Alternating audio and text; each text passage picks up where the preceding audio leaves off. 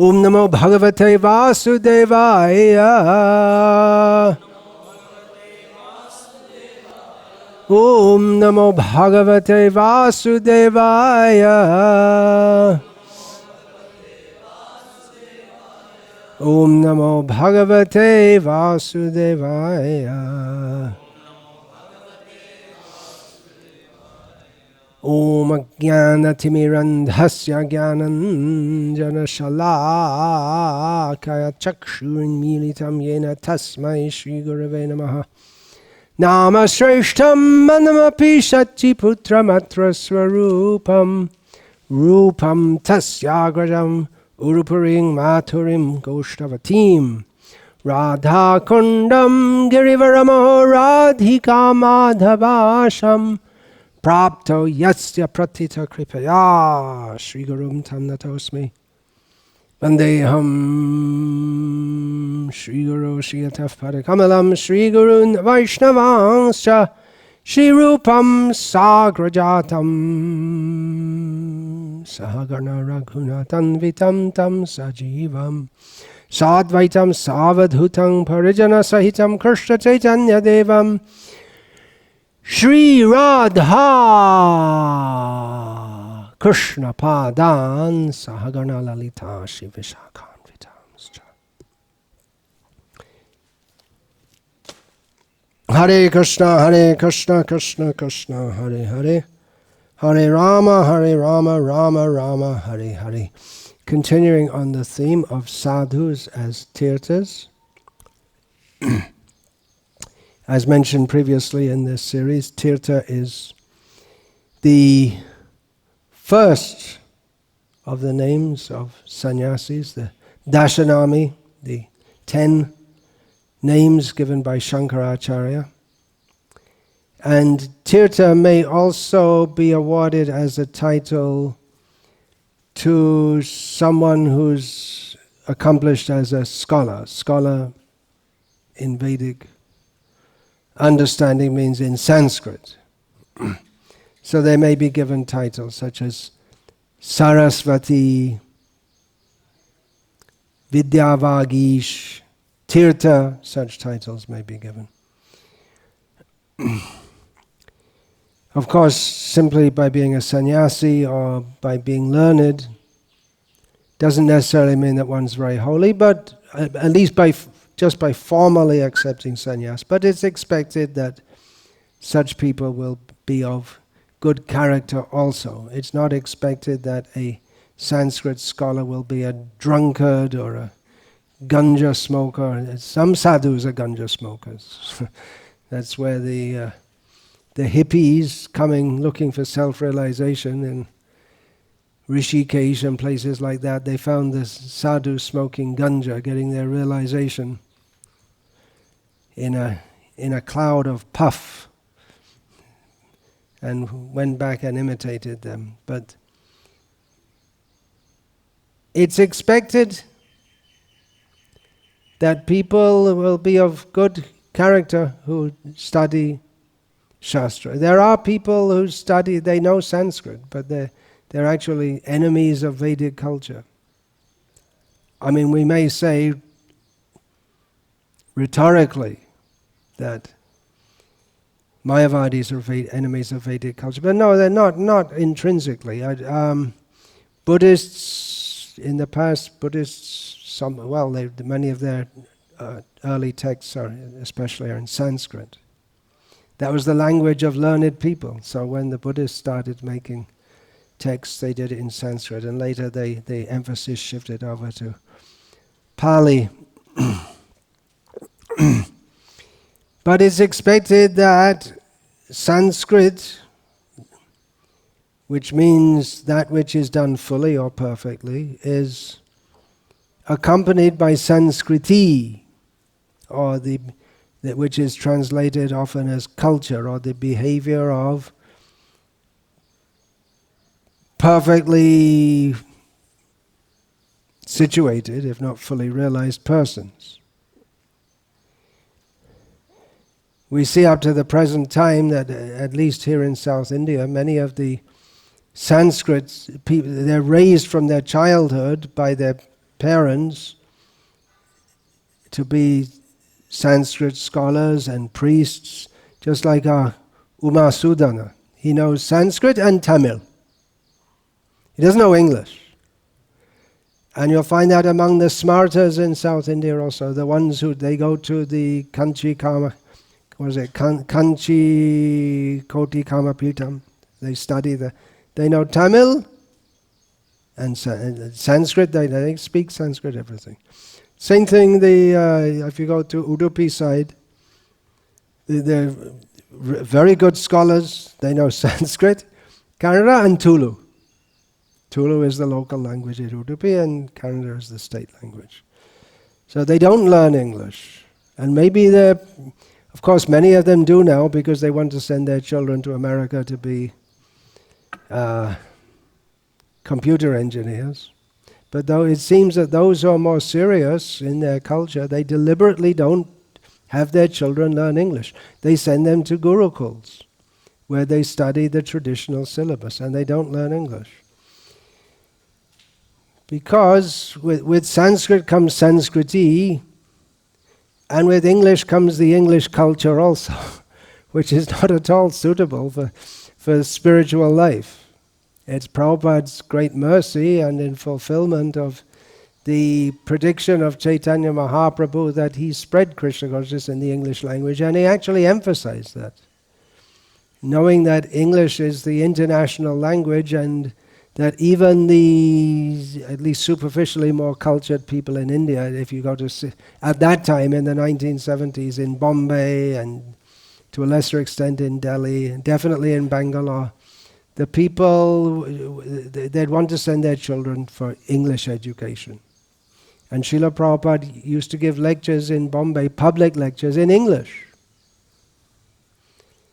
with thousands of people present. Probably the women couldn't follow, so most of them, because women in those days generally weren't so educated. But in India, education nowadays is associated with English. It used to be associated with Sanskrit, because education means to study Shastra, and Shastra in Sanskrit. So English it brings a whole mentality with it, the whole culture that goes with it. We find that in India, people, and especially those who are not English educated, they find it very easy. I mean, they don't have any mental hesitation or obstacles in, if you tell them Krishna lifted Govardhan Hill, they don't start thinking, well, that doesn't sound very possible, maybe it's not true, maybe it's some folk story. They don't think like, oh, Krishna lifted Govardhan Hill, that's all. Bhagwan ne Govardhan Pavar Uthay. Bas, finished. They don't know nothing to discuss. And they'll relish that. But with the English language comes so many doubts, and English and French and German and all these languages. Because that's ingrained in the culture and in the educational system. That you have to analyze everything. Of course, analysis is very much there in the Vedic culture also. The whole Sanga system is one of analysis, and it pervades the whole Vedic culture, even in discussion of rasa vichar, the discussion of Krishna's pastimes, is to be understood. That is Chaitanya Mahaprabhu's great contribution delivered through Rupa Goswami. That bringing out the rasa, of course, Vallabh at the same time was doing so also, but that which is the very essence of bhakti, the rasa, the chamatkar, adbhuta, the amazing, wonderful, that was systematically described by Srila Rupa Goswami in his Bhakti Rasamrita, very systematically. When you go into Vrajadham and you kiss Krishna, if you're so lucky, then you don't think, well, this is a certain, now I'm experiencing a certain sanchari bhav. You don't think like that. But it's analyzed like that. And that analysis is, when it's internalized, then it helps one to, or it becomes a necessity in relishing the Vaishnava poetry, which is full of rasa. There's so many poems about Krishna and his pastimes, and for persons who have internalized all that, then you don't think about it. Just like when you learn to drive, say, okay, now you press the accelerator, release the clutch, put in the clutch, move the gear. When you're first doing it, you have to think about it. I'd probably have to think about it too, because it's years since I drove. But you don't even think about it. Once you get accustomed to it, you can talk with people while you're driving, look at the adverts on the road, which you're not supposed to do. It becomes internalized. So that there's no equivalence. Even the word rasa, there's no equivalent for it in English. And so many words. Kila kinchit bhava, Prabhupada himself, when he's in his translation of Sri Chaitanya Charitamrita, there are some words which he said, one of them is kila kinchit bhav. He says there's no translation for this. It's just, you could maybe write a book to try and describe it, but it would be like trying to write a book describing what is the flavor of strawberries. What is the flavor of jackfruit? This is a joke from Prabhupada. What is the flavor? It tastes, someone is trying to describe to someone, what is the taste of jackfruit? Well, if you can imagine sugarcane juice that's been strained through a Muslim's beard, it might taste something like that. It doesn't help you very much, because how can you imagine what sugarcane juice strained through a Muslim's beard tastes like? In other words, it's non-translatable. It has to be experienced, ultimately.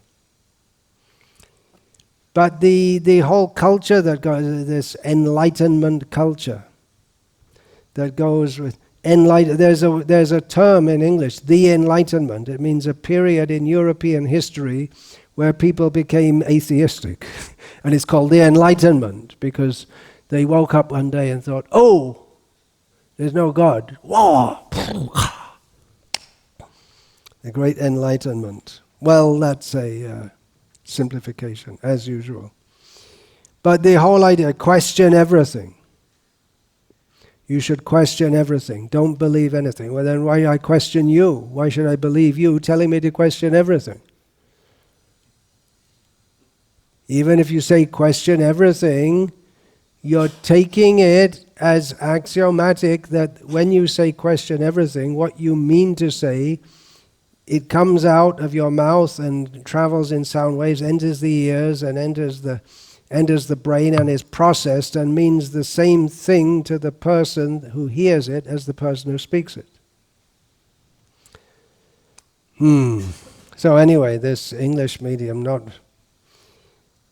not so conducive. Of course, Krishna can infuse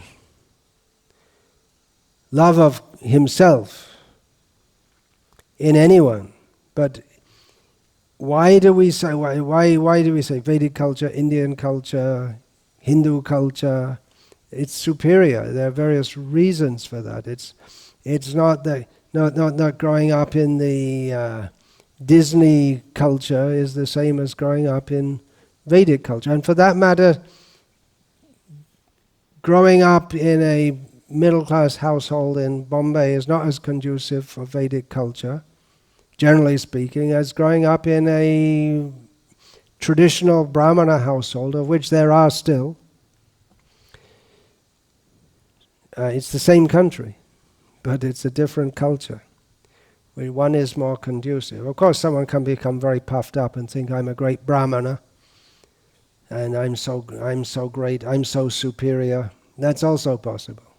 But in general, that culture, vidyadadati vinayam, actually learning, that should impart humility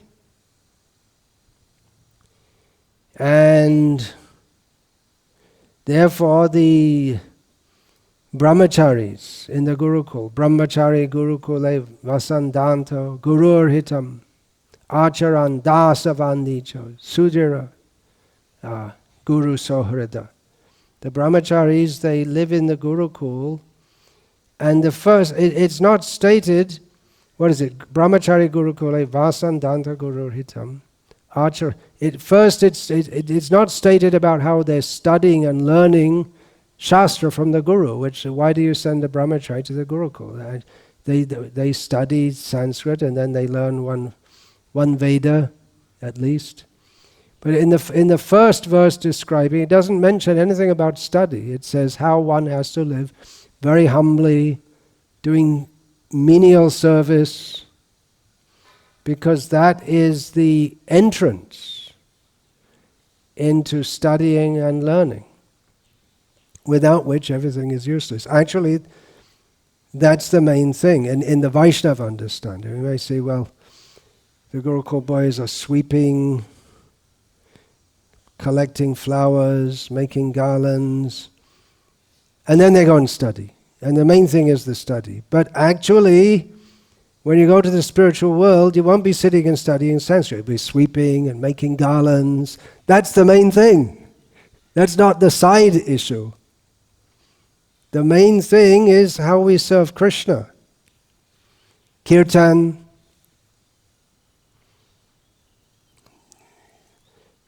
If we learn so many things, we've become a great scholar, but we don't have any taste for chanting the holy name, what's the point? What is the point? It's called Shrama eva hi kevalam. Dharma svanushrita pungsang vishvaksena kata suryaha. Notpadiyad yadiratim shrama eva hi kevalam. If one doesn't have a taste for hearing about Krishna, included in that is chanting about Krishna, then everything else you do is a waste of time and energy. Shrama eva hi kevalam. And of course, chanting in kirtan and chanting japa also. Harinama ruchi. The whole idea is to have a taste for the holy name, which will carry us back to God. We're talking about tirthas, how we cross over. So the sadhus, they are tirthas. The holy name is a tirtha. It's all one big package to help us cross over. Taraha e bhava shindure, cross over this ocean of material existence. And the only thing that's really stopping us is our own obstinacy, foolishness, stubbornness, holding on. We come to the sadhu's lotus feet and hold on, but we're also holding on to something else. So the sadhu's trying to pull us and we're holding back. Material attachments.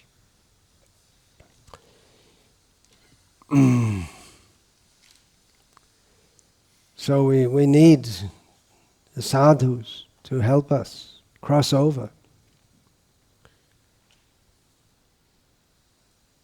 Actually, the word tirtha, when we say the word tirtha, we generally think of holy places.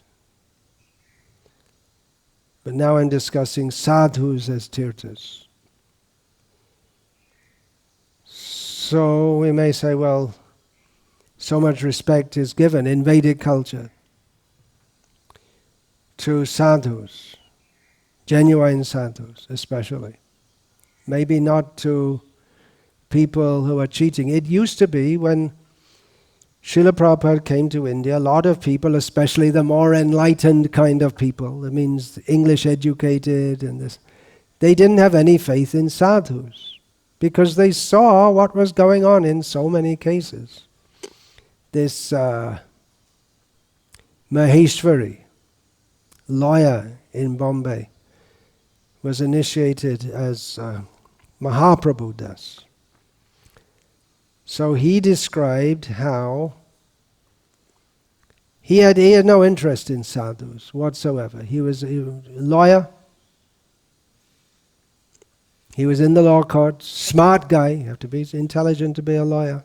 And it's not just by being from SC or ST and getting in the...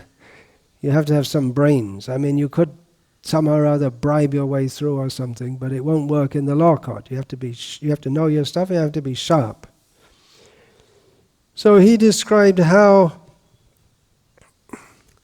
he never went to temples, because he thought these people in the temples, all they're interested in is taking people's money. They've got nothing to give to anyone. Nothing spiritual, nothing.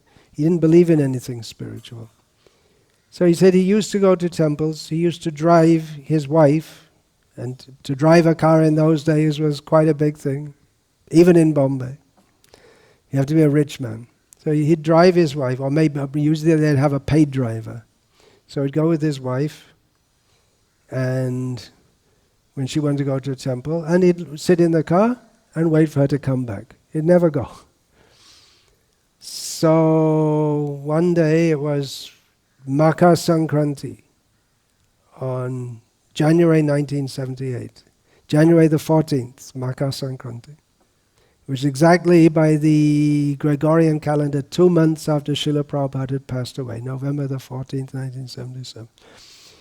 So it was Sunday, so day off, and he was playing cards, I believe he described. And then he saw the Times of India full-page advert, temple opening, ISKCON. Radha Rasbihar. And it caught his eye, and he looked at it. And the first thing he thought, because Marwari, lawyer, what do they think of? Money. So he thought they must have a lot of money to put a full-page advertisement in the Times of India. So he thought, anyway, let's go and see. So he went, and he wasn't allowed in because he didn't have a special pass. And there's so many big people coming. But anyway, he heard the devotees. And he understood that these people are genuine. They have something that they're following, that they're genuinely, sincerely spiritual, which he'd never encountered before. Or maybe he had a thick armor of skepticism. And then he started going every Sunday, and now he's Mahaprabhu Das for many years, initiated there in Bombay. So yeah, that point that people may respect sadhus in Indian culture. There's a big respect given to sadhus, if they're genuine sadhus. And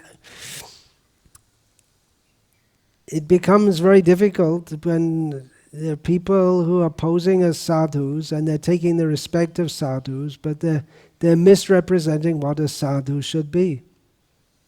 And if we think of the famous sadhus in India today, they're all cheaters, the big famous ones. There aren't that many big famous ones. They're mostly all cheaters. Long beard, that's required. And talk a bunch of mumbo-jumbo in English, and you become a famous sadhu. And they're misleading people and cheating people. But so that Vedic culture, it can be an advantage, but unless one comes to a real sadhu who can actually deliver the message, then one is cheated. Instead of crossing over, one crosses back. It's like the game of snakes and ladders. You come up to the Vedic culture, you've come up to a high position, and then you get on the mouth of a snake and you slither away all the way down. You know what I'm talking about? You played this as a kid. You slither all the way down because you got caught by a snake in the name of a sadhu. Therefore it's required, it's Gurukul and training devotees to speak the message of Krishna as it is. And we can't expect many people to appreciate that, because if you see if you see a sadhu who just smiles and is nice and tells you you do whatever you like and just blah blah blah blah blah, speak some mumbo jumbo and feel good, then people will like that. And they'll think, why should I go to this sadhu who's telling me that material life is miserable, everything is temporary, everything is meaningless here, without a relationship to Krishna, and you have to follow all these rules. Oh, forget it. It's not easy to preach if we preach the real thing. And so some of our devotees in ISKCON, they found a great formula how to get more and more people attracted. Don't preach the real thing. Preach a bunch of nonsense. And then others will be attracted. But you become a snake. That's the problem. If we don't speak the actual message of Krishna, then we may have Vaishnav Tilak. But we're maybe a bigger cheater, because if we pose ourselves as being a Vaishnava, but we speak all nonsense. What was that we saw the other day? Who showed me that? Sri Ram Charanamrita showed me. Some brahmachari who's supposed to be an ISKCON preacher in an interview with someone saying that, well, my message, speaking in a very intellectual way, I think, and saying, well, you see, my message appeals to everyone, Hindus, Muslims, Christians, atheists, because it's agnostic. Well, that's a long way away from Srila Prabhupada teaching us Dehino Svinyata Dehe, what to speak of Savadhaman. But people like it. Don't become a cheater. It's so easy. Become popular. Don't do that. So this big respect is paid to sadhus. And tirthas, holy places, sadhus are also, they're also very popular. Which is the most important? A person sadhu or a place, a person tirtha or a place tirtha. Now we may say that, well, sadhus come and go. Mahad vichalanang nrinam. The great personalities, they travel here and there. Grihinam dina chetasam, for uplifting the low-minded householders, as Nanda Maharaj said to Garga Rishi. And they leave this world also. Whereas the holy places are always there to avail of. Well, in one sense, the sadhus, they remain also. They reason ill who tell that sadhus, what's the word? They reason ill who tell that sadhus die when thou art living still in sound. A Vaishnav dies to live, and living tries to spread the holy name around. This is Bhaktivinoda Thakur's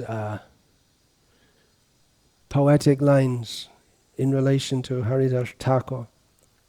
They remain in sound. There's a verse, Brahmana Jangamam Tirtham. I'm talking about Jangam Tirthas, moving Tirthas. Brahmana Jangamam Tirtham Nirmalam Sarvakalikam Yesham Vakyo Dekeyanaiva Shuddhanti Malina Janaha. The moving tirthas, the brahmanas, they are tirtham nirmalam.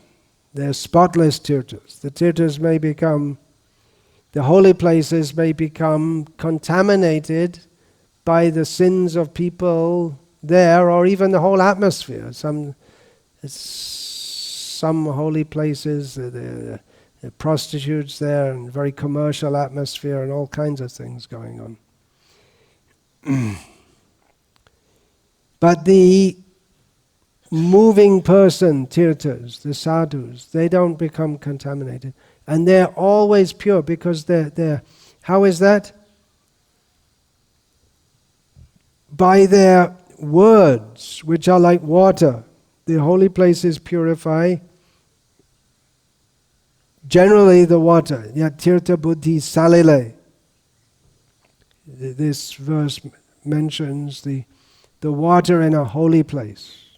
So generally the water is associated with purification. But the words of a sadhu, they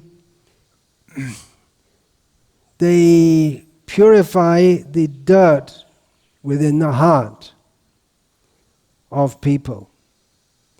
So therefore the sadhus, they very kindly, they don't just, they speak to their disciples, so their disciples can hear, and then the disciples have to go on speaking in the next generation. And they put in writing also now in the Kali Yuga, that's required, to put in writing so that their contributions may remain. The holy places, they can relieve people from their sins, but not so much the tendency to commit sins. Whereas by the words of a sadhu, they free one even from the tendency to sin. By teaching us what is our real self-interest, how sinful life is very dangerous. In this regard, there are several verses in Bhagavatam and elsewhere. I'll read two of them which are well known. Naisham matis tava durukramam grim sprishatyanartho pagamam sprishatyanartha pagamo yadartaha mahiyasam padarajo bhishekam niskinchananam navernita yavat. Unless they smear upon their bodies. This is Prahlad Maharaj speaking to Hiranyakashipu, who has no intention of doing any such thing, but Prahlad is telling him anyway. Unless they smear upon their bodies the dust of the lotus feet of a Vaishnava, completely freed from material contamination, persons very much inclined toward materialistic life cannot be attached to the lotus feet of the Lord, who is glorified for his uncommon activities, urukram, great activities, great steps. Only by becoming Krishna conscious and taking shelter at the lotus feet of the Lord in this way can one be freed from material contamination. Then Jarabarat speaking to Rahugana, Rahuganaita tapasanaya tina chejaya nirvaparnad grihadva na chandasa naiva jalagni suryaya vinamahat padarajo bhishekam.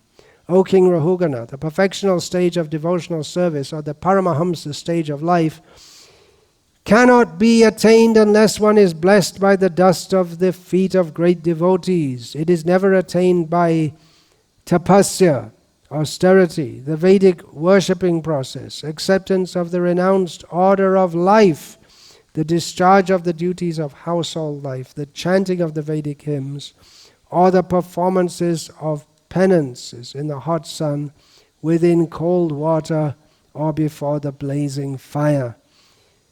So someone may sit with fires around him in the hot sun as a kind of austerity, very difficult austerity, but not as powerful for actually purifying the heart as smearing the dust of the lotus feet of a devotee on one's body.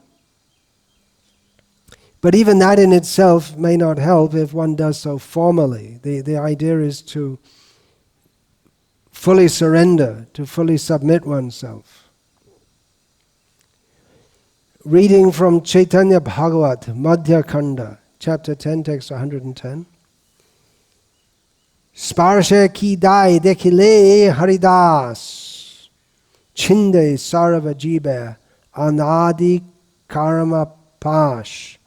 What to speak of his touch just by the sight of Haridas Thakur. all of one's bondage from time immemorial is cut to pieces. Srila Bhaktisiddhanta Saraswati Thakur comments, churning the essence of all scriptures, the essence of all scriptures. The author states, by seeing a Vaishnava, all good fortune is awakened. The living entities are bound by the ropes of karma due to material desires from time immemorial. If they see the supremely liberated Haridas, then their thirst for material enjoyment will be destroyed, and they will be freed from all anarthas, or unwanted things. If such a thing happens just by seeing such a person, then one can certainly expect more auspiciousness from his touch. This is loudly proclaimed in the scriptures. Srila Narottam Thakur has sung, Gangara parashohile paschate paban, darshane Tirthakara ei tomargun. After bathing in the waters of the sacred Ganga many times, one becomes purified, but just by the sight of you, the fallen souls are purified. This is your great power. In the Srimad Bhagavatam it is stated, Apana sangsriting ghauram yannama vivasho gurnan tatah sadyo vimuccheta yad bibeti swayang bhayam. Living entities who are entangled in the complicated meshes of birth and death can be freed immediately by even unconsciously chanting the holy name of Krishna, which is feared by fear personified. So that's going to the holy name, which is transmitted by sadhus. Then, again from Bhagavatam, Yeshang sang smaranat pungsam sadya shuddhyanti vaigrihaha king puna darshana sparsha pada shochasanadibihi sanidhyate mahayogin patakani mahantyapi sadyo nashyanti vaipungsang Vishnu eva suretaraha. Simply by remembering you, our houses become instantly sanctified. This is Parikshit to Shuka. And what to speak of seeing you, touching you, washing your holy feet, and offering you a seat in our home. Just as the atheist cannot remain in the presence of the personality of Godhead, so also the invulnerable sins of a man are immediately vanquished in your presence, O saint, O great mystic. Again, Srimad Bhagavatam. This Krishna speaking. Nahi ammayani tirthani nadeva mritchila mayaha. Te punantyurukalena darshanad eva sadhavaha. No one can deny that there are holy places with sacred rivers, or that the demigods appear in deity forms made of earth and stone, but these purify the soul only after a long time, whereas saintly persons purify just by being seen. A very similar statement we find later still in the Bhagavatam, Lord Shiva saying to Markandeya Rishi. Lord Shiva himself is the main object of veneration in so many holy places. But he says to Markandeya, similar verse, Nahyam mayani tirthani na devas chaitano jitaha te punantyu. Oh, by the way, this I finished the reading from Chaitanya Bhagavat commentary. Te punantyuru kalena yuyang darshana matrataha. Mere bodies of water do not constitute holy places, nor are lifeless statues of the demigods actual worshipable deities. Because external vision fails to appreciate the higher essence of the holy rivers and the demigods, these purify only after a considerable time, but devotees like you purify immediately just by being seen.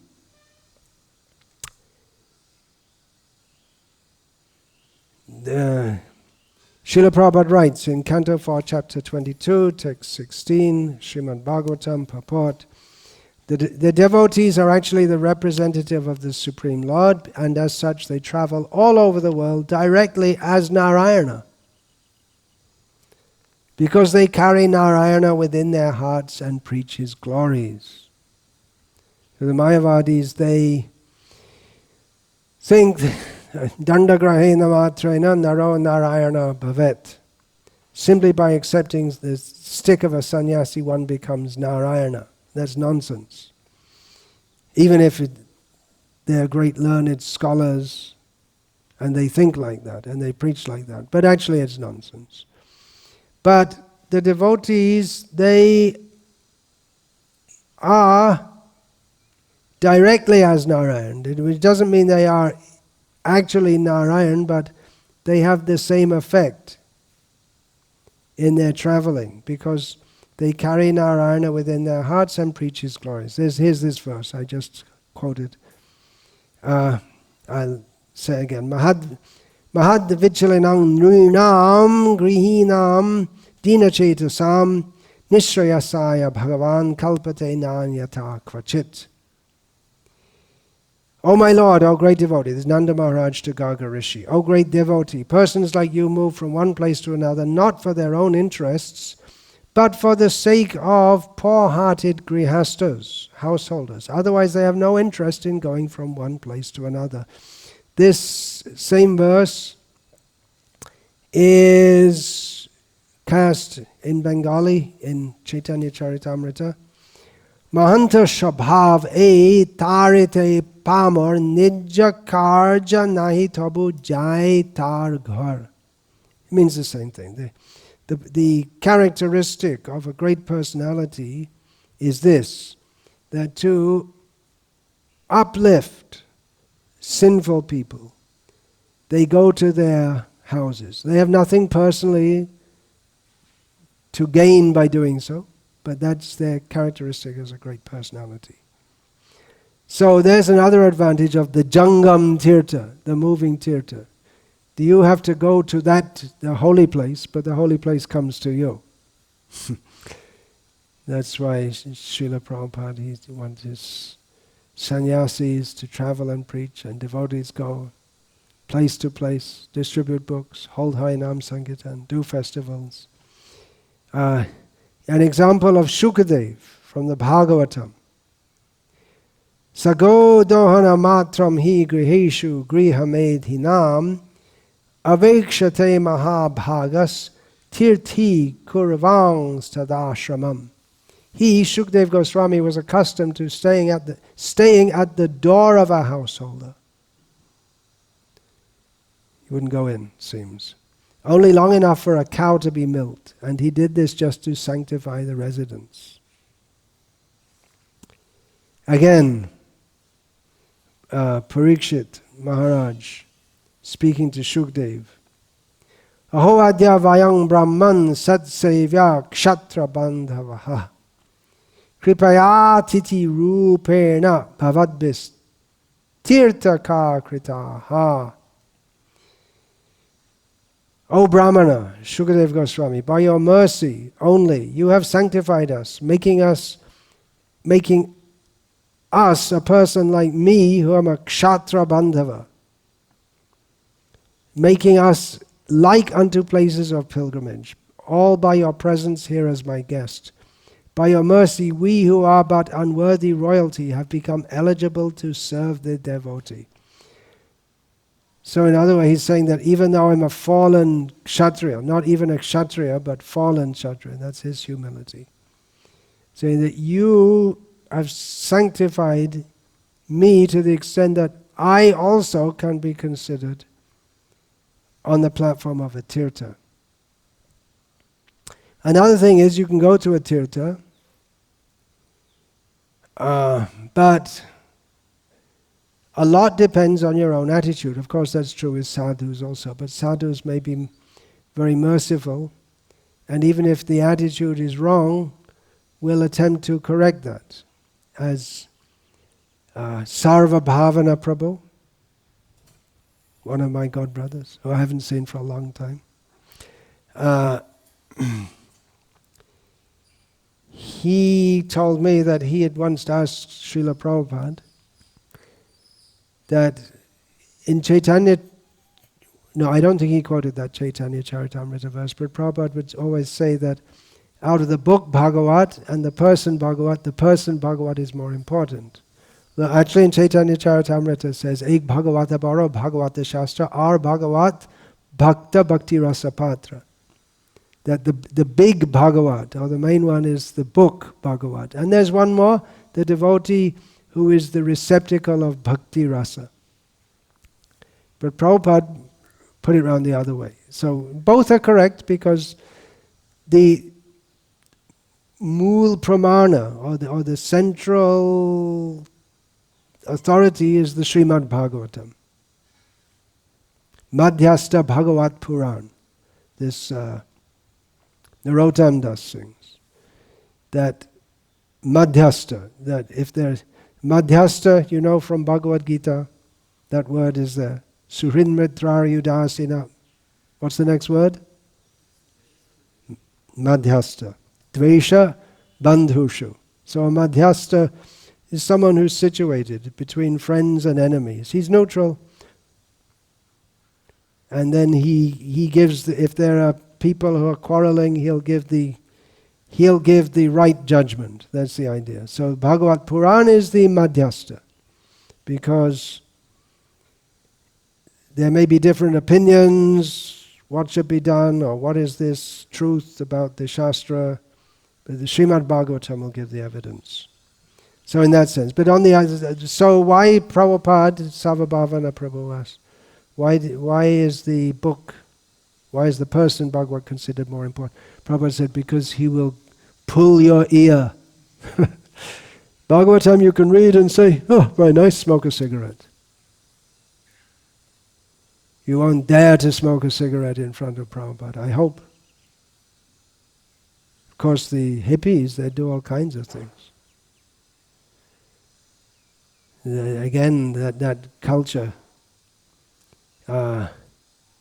Prabhupada mentioned, was it Prabhupada? That in the present day that he was talking, was this 1950s or something, that the culture is so bad that young people will smoke even in front of an elder person. The idea is if you're going to smoke, that's not good, but you don't in front of an elder person. That's very rude to do that, to do something bad in front of an elder person.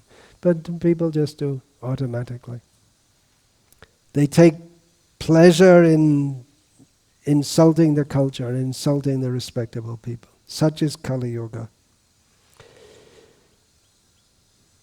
So the Tirtha won't inform you and push you to change your life, as a sadhu will. Therefore Krishna says, Yatirtha buddhi salalena karhi jijjaneshvagigeshu sa eva gokara. One who thinks that his visit to a holy place is complete just by bathing there, he doesn't get more benefit than a cow or an ass gets from going there. Now, cow or an ass, they'll also get benefit, but they can't benefit in the way that a human can by having their consciousness uplifted and changed. But that's supposed to come from the holy people who are there. Therefore, Krishna also says, Nahiyam mayani tirthani, that we just said, the sadhus are more important than the holy places in that sense. The holy place, if you go to, might inspire you to uplift your life. But that inspiration again will come from the whole atmosphere that's created by holy persons. Or the place itself may do. Just like you were showing me photos of Hampi. I'd never been there. That's the old kingdom of Maharaj Krishna Devarai. And still you can see, even though they got some religious mixing from a certain minority community, which means most of the place was destroyed, but still you can see so many carvings and so intricate, and you can understand that, all religious themes, of course. So you can understand that the people who did this had a deep sense of devotion to Krishna and to Vedic culture. So you can become inspired like that. So you can get some inspiration from going to a holy place. But that again comes generally from the input of others who inform you, or there are, just like Srila Prabhupada also wanted these exhibitions so you can see the pastimes of the Lord. Otherwise you may not know. When Chaitanya Mahaprabhu first came to Rajamandala, he was just going here and there, and there was a puddle, a small pond in a rice field, and Chaitanya Mahaprabhu was in ecstasy. And it was, what's up with him? It's Radha Kund. They didn't know. The most sacred place even in the whole of Rajamandal. Rajamandal is above Vaikuntha, above Mathura. Then you come to Vrindavan, and that's it, right? No, you have to go over. And then beyond that, Radha Kund. That Rupa Goswami, he gives that in his Upadeshamrita. Otherwise, how would we know? Chaitanya Mahaprabhu and then Raghunath Das Goswami had it excavated, and we wouldn't know. How would we know? So it's the holy people who bring that to life. Even if we're inspired by a tirtha, we have to go to a sadhu to know what. Okay, I got some inspiration. What do I do next? Okay, I'm feeling like I came to Vrindavan. Now I want to be Krishna conscious. What do I do? And the best sadhus will teach us how to surrender to Krishna, that we have to surrender to Krishna. But such Vaishnavas, such great devotees, they may be very rare. From Hari Bhakti Sudhodaya, Akshno Palam Twadrisha Darshanang Hi, Tano Palam Twadrisha Gatra Sangaha, Jihva Palam Twadrisha Kirtanam Hi, Sudur Labha Bhagavata Hi Loka. You just learned this verse, huh? Then you read Chaitanya Charitamrita. It's included there also. There you'll find the essence of all scriptures. Even the essence of Srimad Bhagavatam we find in Chaitanya Charitamrita.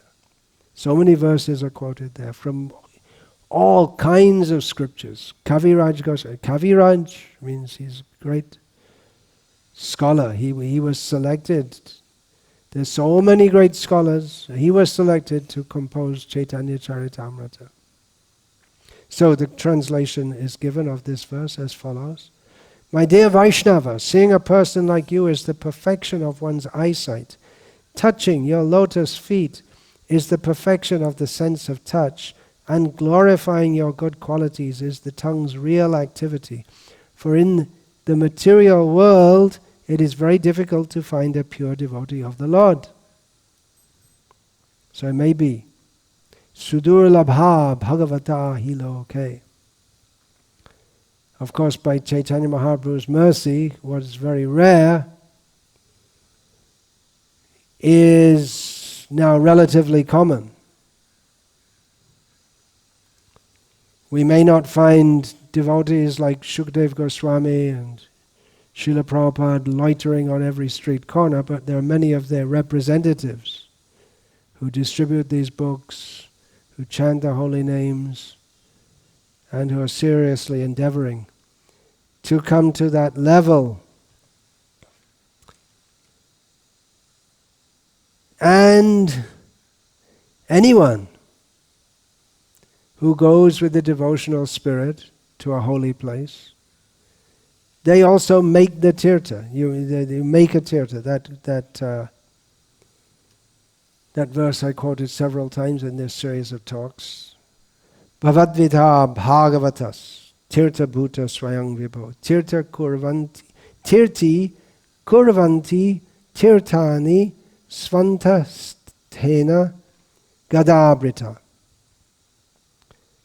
Saints of your caliber, Yudhishthira speaking to Vidura, are themselves places of pilgrimage. Because of their purity, they are constant companions of the Lord, and therefore they can purify even the places of pilgrimage. They make pilgrimage places into places of pilgrimage. Even literally, just like Shankaracharya went to Badarik Ashram, and he restored the worship which wasn't going on, reinstalled the deities, brought Nambudiri Brahmanas all the way from Kerala. Their descendants are still there. Your question was, why is Badarik Ashram not considered such an important holy place for Vaishnavas as Dwaraka and Puri? Well, one simple answer to that is it's very difficult to reach and go to. And in many cases it's yad gatva nanivartante. If you go, you may not come back. Nowadays you can drive up. In those days you had to walk over very, very difficult mountain paths, and it wasn't that it was a well-worn path, because there are not so many people going.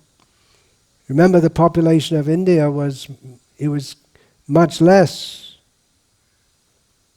It must have doubled. We don't have Sri Ramcharan Aravinda, he would know, but it must have. I think it's doubled within the 40 years or so that I've been staying here. Almost doubled. And in the British time, of course the British, they did some population control also, induced famines and so on. But it may have been less than 500 million. So not that many people, and difficult to go to, and on the way there are lions, bears, snakes, as usual all over India, and the avalanches. You might not be, even if you're physically fit enough to come back, if there's a rock blocking the passage, what do you do? So that may be one reason. Another reason is that Dwaraka is a dham, a residence of the Lord. He lived there. Krishna, we know, was born in, some people say in Mathura, some people say in Vrindavan. But he didn't stay very long there. And then he went to Mathura, and then he lived most of his life. He's based at Dwaraka. And Puri is also the eternal residence of Lord Jagannath, which has a Jagannath is considered very, very special for everyone, not even for Vaishnavas, because he's so merciful. Just by taking his prasadam, you can get everything. And he especially extends him. He was previously being worshipped by the Shabaras, to the most low-class people who are considered very sinful. If you be born as a Shabara, means you're very sinful. So that's his mercy. And for Gauriya Vaishnavas, the importance of Puri is there, especially because of Chaitanya Mahaprabhu. He lived there for 24 years. He was based there. 18 years. Tarmade, Choibotcho. Gaman. Within the first 6 years he was coming and going, and afterwards he was staying in Puri. And sometimes he went to Alvanath, just close by. So that's a reason. That may be the reason. So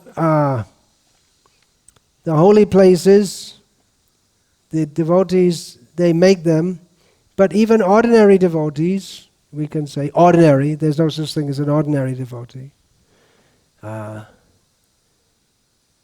But in one sense we can say, just like an elephant is not ordinary. There's an elephant around and everyone can see. But if you have 100 elephants, and you're used to elephants moving around all the time, you say it's an ordinary elephant. So like that, just to give some example. Vaishnava is always extraordinary, but those who are less known and appear to be ordinary, although you can't tell. It may be some, they just sit at home and they're just doing their daily occupational duties, like Nanda Maharaj. In ordinary Vaishnava, they worship Narayana at home. So he's an ordinary devotee. Garga Muni comes, Nanda Maharaj says, "Oh, you've come to purify us." Come to purify Nanda Maharaj? Is it possible? But they think like that. And I've personally seen in my travels, sometimes you just arrive in a village unknown and you just come, some old man is sitting there with his tilak and just chanting japa. And that's what he does all day. He's an old man, he can't do any work. He's just sitting and chanting japa. That's what he does all day. Ordinary devotee. Extraordinary. So the ordinary people, ordinary pilgrims, they make the holy place. Because if they don't go, then no one would know. Just like Radha Kund. If now people go, but if no one goes and then no one knows about it, no one gives it any importance. It has its own importance, but in an important sense, those who go there, they make the tirtha. And also, you're going and you realize that over so many years, so many pilgrims have come here. And it's Haridwar, I was mentioning that you may go and you'll find the Brahmin, and he says yes, and he brings out the record that my father, he saw your father, and my grandfather saw your grandfather, and they have the whole list because they're Tirtha Purohits. They have, because they have to, then when they offer the oblations to the forefather, then they can say all the names because they keep a record going back generations and generations. So then you realize it's really not like going to Disneyland. Even if your father and your grandfather did go there, so what? Doesn't make it any more holy. They didn't go for any religious purpose. But when you realize there's so many people and more and more and more going. It used to be we do Govardhan Parikrama, very nice, peaceful, and a few pilgrims, a few people doing Parikrama here and there, and most of the path is just kacha. And nowadays it's a highway practically around. And so many people going. If you go on Guru Purnima, you can't move. I mean, you have to. You have to move because everyone's moving, but you can't move this way. That is completely packed with people. So more and more people are coming, and they're all coming with devotion.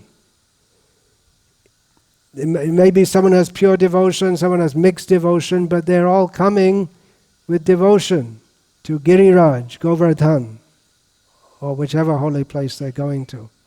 So in this way, the pilgrims, sadhus, sadhu doesn't only mean someone dressed in orange, it means someone who has pure heart.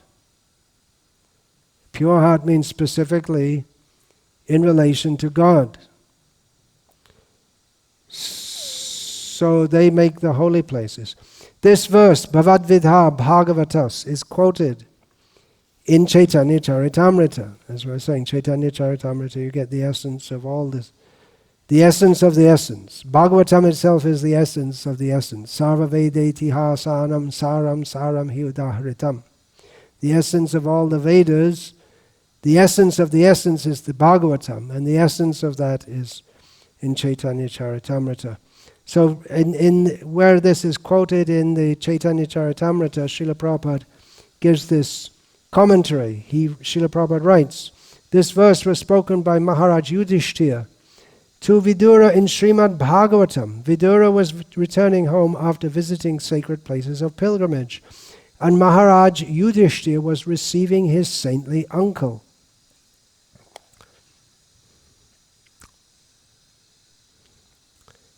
In essence, Maharaj Yudhishthira was saying, my dear Lord Vidura, you yourself are a holy place because you are an advanced devotee. People like you always carry Lord Vishnu in their hearts. You can revitalize all holy places after they have been polluted by the pilgrimage of sinners.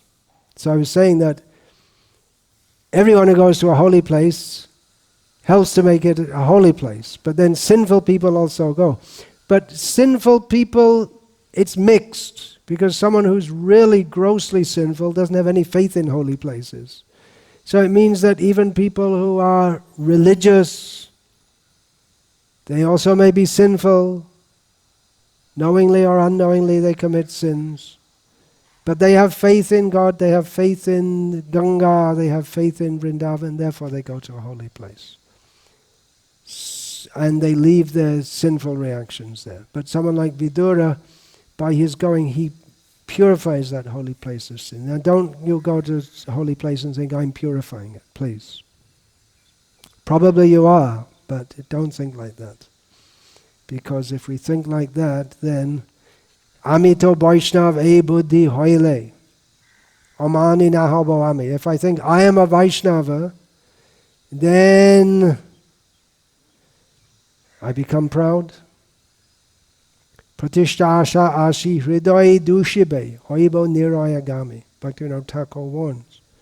The desire for honor will enter my heart and pollute it, and I'll become a candidate for going to hell. Continuing Srila Prabhupada's purport to this verse. A sinful person goes to a holy place of pilgrimage to be purified. In a holy place there are many saintly people and temples of Lord Vishnu. However, the holy place becomes infected with the sins of many visitors. When an advanced devotee goes to a holy place, he counteracts all the sins of the pilgrims. Therefore, Maharaj Yudhishthira addressed Vidura in this way. Since an advanced devotee carries Lord Vishnu within his heart, he is a moving temple and a moving Vishnu. An advanced devotee does not need to go to holy places, for wherever he stays is a holy place. In this connection, Narottam Das Thakur states, Tirtha Jatra Parishram Keval Mane Brahm. Visiting holy places is simply another type of bewilderment. Since an advanced devotee does not need to go to a holy place, why does he go? The answer is that he goes simply to purify the place. Hare Krishna. I'll finish there for now. All glories to Srila Prabhupada. Vancha kalpatarubhyascha kripa sindhubhyavacha patitanam pavanebhyo vaishnavebhyo namo namah. His Holiness Bhakti Vikasa Swami Maharaj ki